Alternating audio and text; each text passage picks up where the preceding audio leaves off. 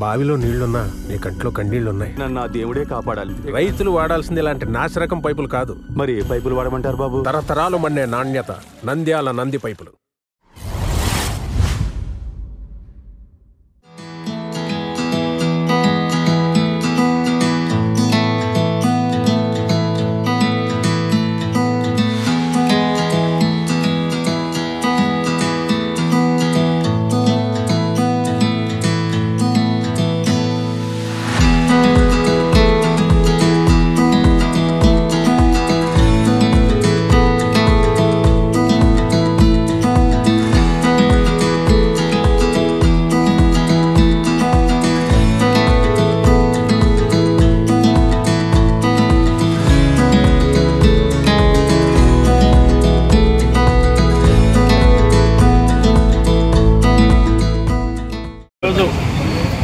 మా favourite star Pawan Kalyan గారి birthday అడ్వాన్స్లోనే జరుపుకుంటున్నారు మన సుందర్ ఇంకా వాళ్ళ తమ్ముడు చందు.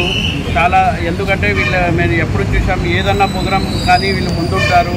అది కూడా ఇప్పుడు మా రాష్ట్రానికి డిప్యూటీ సీఎం పవన్ కళ్యాణ్ గారు మొన్న ఎలక్షన్స్లో చూసాం ఆయన కృషి ఎంత ఉందో.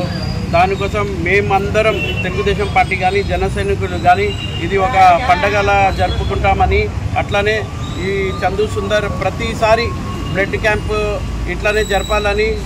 నంద్యాలలో కూడా ఇంకా చాలా ప్రాబ్లమ్స్ ఉన్నాయి, మీరు కూడా ముందుకు రావాలి.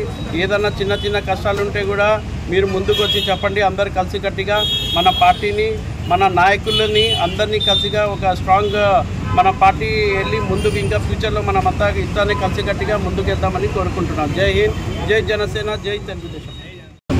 పవన్ కళ్యాణ్ గారి జన్మదిన శుభాకాంక్షలు.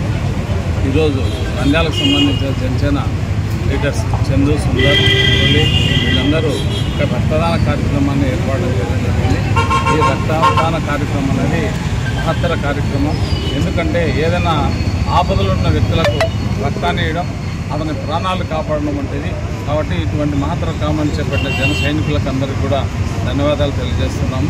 ఇటువంటి కార్యక్రమాలు భవిష్యత్తులో ఇంకా ఎన్నో కార్యక్రమాలు చేయాలని చెప్పి కోరుకుంటూ జనసేన పార్టీ అధినేత శ్రీనిధుల పవన్ కళ్యాణ్ గారు ఆంధ్రప్రదేశ్ డిప్యూటీ సీఎం గారి జన్మదిన వేడుకలను పురస్కరించుకొని ఈరోజు నంద్యాల జనసేన పార్టీ ఆధ్వర్యంలో ఇక్కడ మహారక్తదాన శిబిరాన్ని ఏర్పాటు చేయడం జరిగింది.